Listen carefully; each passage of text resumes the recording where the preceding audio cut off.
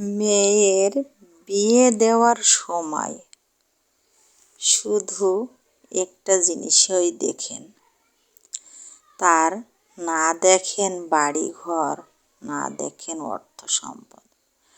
আগে সর্বপ্রথমে দেখেন সেই বাড়ির, সেই ফ্যামিলির মানুষগুলো কেমন, তাদের ব্যবহার আচারগুলো কেমন।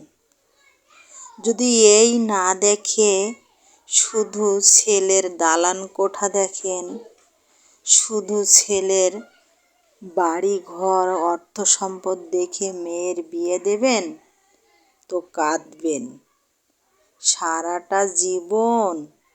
মেয়েরও কাঁদতে কাঁদতে জীবন যাবে, মায়ের ফ্যামিলিরও কাঁদতে কাঁদতে জীবন যাবে, দুঃখ আর ক্ষোভ করতে করতে। কিন্তু এই ভুলটি আপনারা কেউ করেন না। সবটাই দেখতে হবে, ছেলের মাথা গোঁজা জায়গাটা আছে কি না, আর ছেলের কর্মটা আছে কি না, ছেলের ব্যবহার আচার কেমন। ফ্যামিলিটা যদি ভালো হয় তাহলে মাশাআল্লাহ, আর যদি ফ্যামিলি ভালো না হয় তাহলে সারা জীবন দুঃখে কষ্টে ক্ষোভে আর অপমান লাঞ্ছনায় ভেসে যেতে হয়।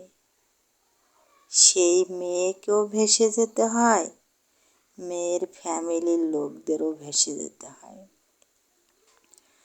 কিন্তু ছেলের ফ্যামিলিরা জানে না, মূল্যায়ন করে না যে আমার বাড়ির মেয়েও তো একদিন যাবে আরেকজনের ঘরে, কিংবা দিয়েছি কিংবা দেব।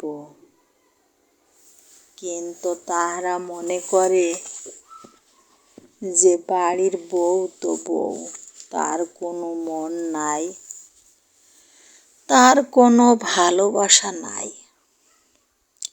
এটাই তো তারা চায়। এটা চেয়ে কি তারা শান্তিতে থাকে? একজনাকে অশান্তি দিতে গেলে পুরা ফ্যামিলিটাই অশান্তিতে ভোগে। এটাই বাস্তব কথা, এটাই সত্য কথা। কখনো কাউকে